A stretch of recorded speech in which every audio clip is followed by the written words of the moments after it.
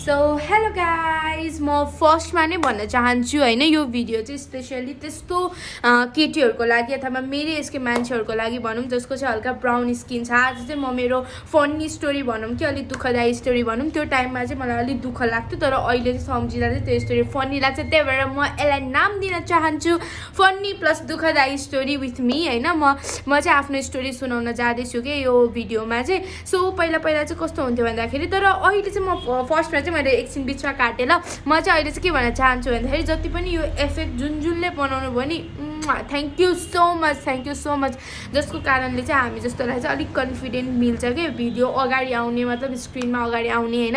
अनि आइफोनलाई पनि thank you भन्न चाहन्छु म चाहिँ, किन भन्दाखेरि आइफोनको क्यामेरा पनि राम्रै छ कि हल्का गोरी त देखाउँछ नि होइन। अहिले मैले त्यो हल्का गोरी देखिरहेको होला यो इफेक्टकै कारणले, तर म रियलमा चाहिँ त्यस्तो गोरी चाहिँ छैन होइन, साँच्चै नै भन्नुपर्ने हो नि। सो अनि अर्को चाहिँ मैले आज मेरो स्टोरी चाहिँ के हो भन्दाखेरि पहिला चाहिँ हामी डान्स गर्थ्यौँ नि त होइन। मलाई फेरि डान्सिङ भनेपछि एकदमै मनपर्ने कि एकदमै मनपर्ने। अनि मलाई यस्तो रिहर्सलहरू गर्दा पनि एकदमै मनपर्ने, मजा आउने होइन। सिक्दा कसैले सिकाउँदा आफूले सिक्न पाउँदा चाहिँ कस्तो खुसी लाग्ने कि। तर होइन त्यो सबै प्रोसेस त भयो होइन, एउटा साइडमा छ त्यो प्रोसेस मलाई एकदम राम्रो लाग्ने प्रोसेस एक साइडमा छ।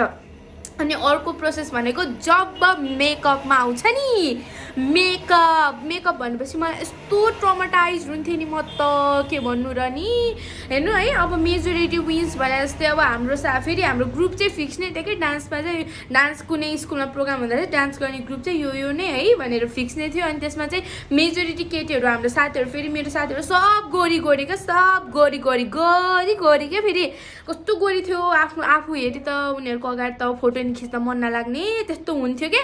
अनि त्यस्तो चाहिँ अनि उनीहरू त एकदम गोरी। अब बिचरा स्कुल त त्यति धनी थिएन त्यस्तो, अब सबैको लागि अब धनी नै भयो भने त्यस्तो डिफ्रेन्ट त सेट त लिँदैन नि त। अब डान्स भने त कोही बेला हुने सत्य हुने कुरा नै होइन। अनि एउटाको लागि एउटा सेट, एउटाको लागि अब म कालिसु भनेर मलाई अब ल्याइदिँदैन नि त अर्को सेट त। अब मेजोरिटी विन्स भने जस्तै अब त्यही सेट ल्याउँथ्यो कि आमामामामामा। अनि के हो त्यो नि, अनि त्यो फाउन्डेसन लगाएपछि त निल्लै म त लास्टै हाँसो लाग्छ हो अहिले सम्झिँदा नि है त्यो कुरा त। अनि मलाई फेरि मेकअप म त त्यो मेकअप भनेपछि त मन नै नपर्ने क्या। अनि मलाई त 1000 जति पुस्थ्यो होला क्या। मैले कसम भने यस्तो फेरि त्यो मेकअपमा मार्क्स पाउँछ भनेर दल्दै म फेरि निल्लै 3-4 चोटि त हरेक टाइम त्यो गर्नै पर्थ्यो क्या। कोले रिलेट गर्नुभयो यसमा कमेन्ट गर्नु होला। आजको लागि चाहिँ यति नै है त। ल अर्को स्टोरी पनि लिएर आउँछ है। ल म बाई।